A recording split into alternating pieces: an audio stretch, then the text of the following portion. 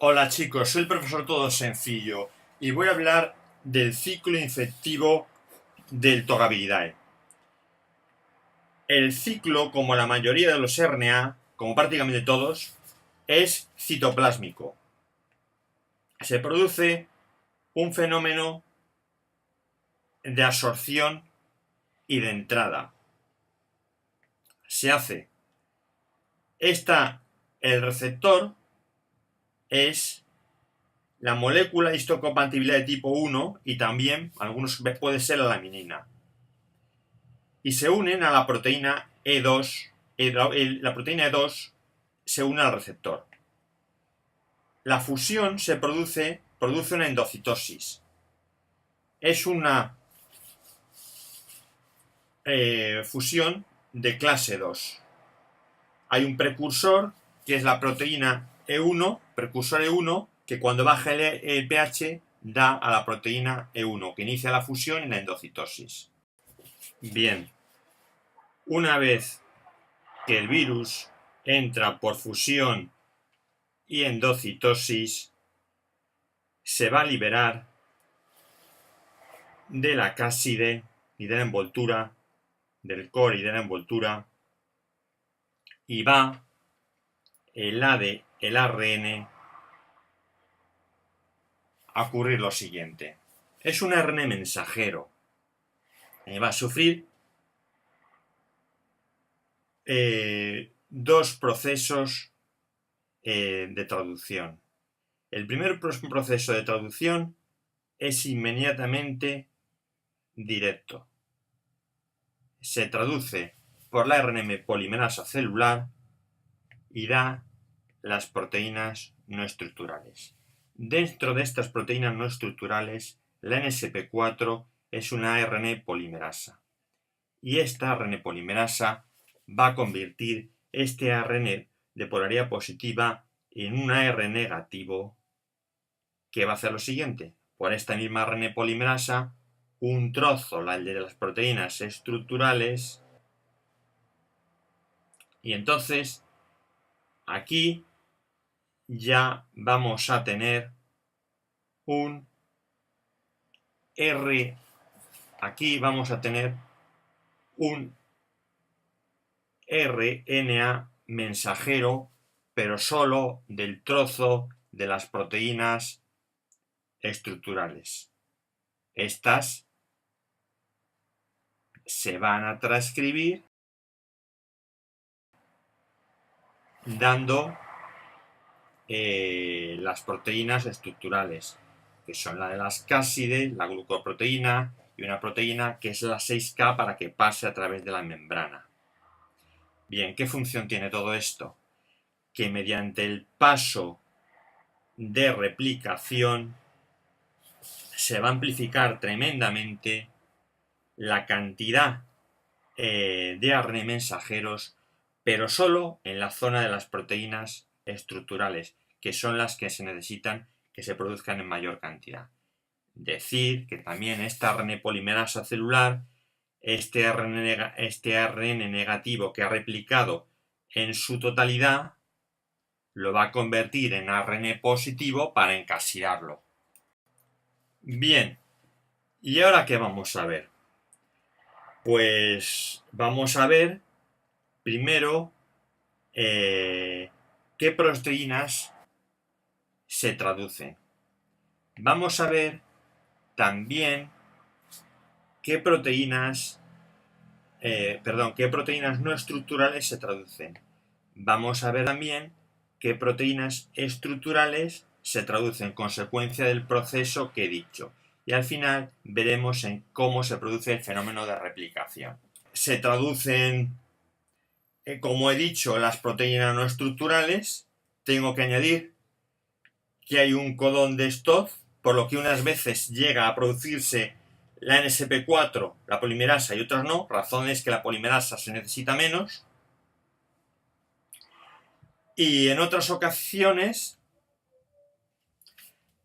también tengo que decir que en esta zona vuelve a haber otro marco de lectura. Por eso todo lo que he explicado, que tiene la función biológica de tras la replicación haber más moldes. Bueno,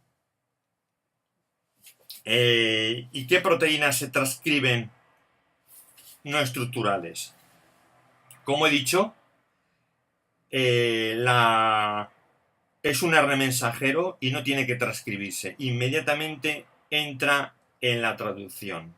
Y se van a producir la NSP1, que interviene formando el 5', el CAD del 5', y ayuda a la formación del ARN negativo, que veremos que es un producto de la replicación de la NSP4, aquí en la ARN polimerasa. El NSP2 es una proteasa, es decir, una proteasa viral que corta los trozos de cada gen.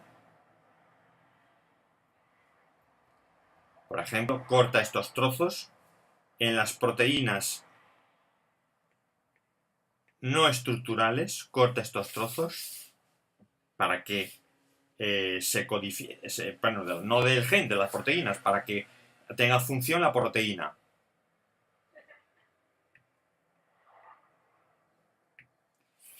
El NSP3 hasta el momento tiene una función desconocida. El NSP4, el RNA polimerasa, de la que hemos hablado, que se traducía.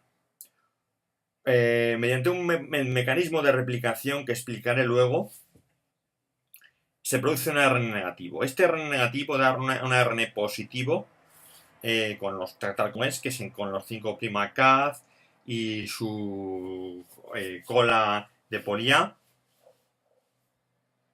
como aquí está.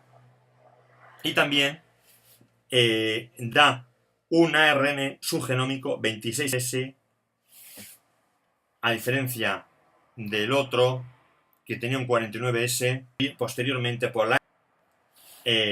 las proteínas estructurales, que son la de la cáside, las glucoproteínas, que ya he dicho qué función tenían E2 y E1, en algunas especies hay alguna glucoproteína más, y la 6K hidrófoba, que tiene la función de que todas estas proteínas estructurales pasen por la membrana.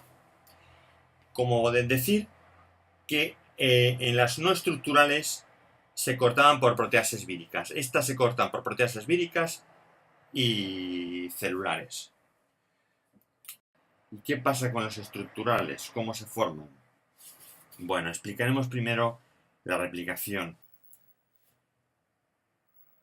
Cuando se va a producir la replicación, se inhibe la traducción.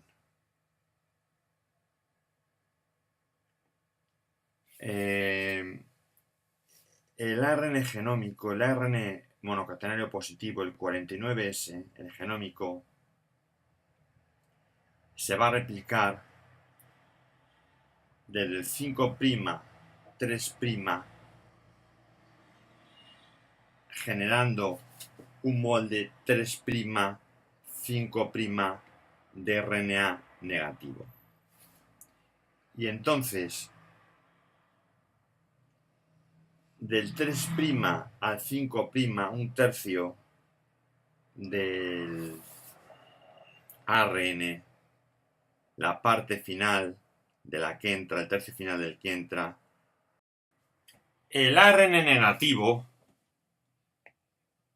ha sido replicado por la polimerasa viral desde el ARN positivo, ARN original genómico 49S, en un ARN negativo que posteriormente se volverá a replicar la parte de las proteínas no estructurales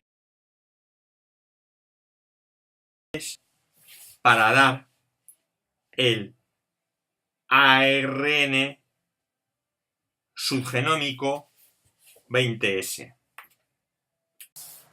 añadiéndole por supuesto un 5K y una poli-A en el ARN subgenómico, que es el mensajero de las proteínas estructurales.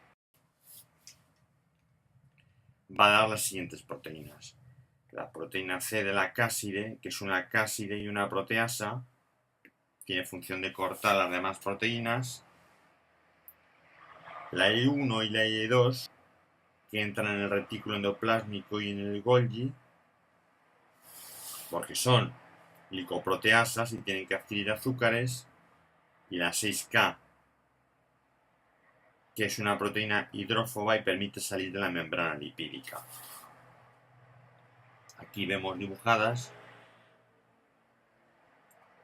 las proteínas ya en el ARN de polaridad positiva, las proteínas estructurales.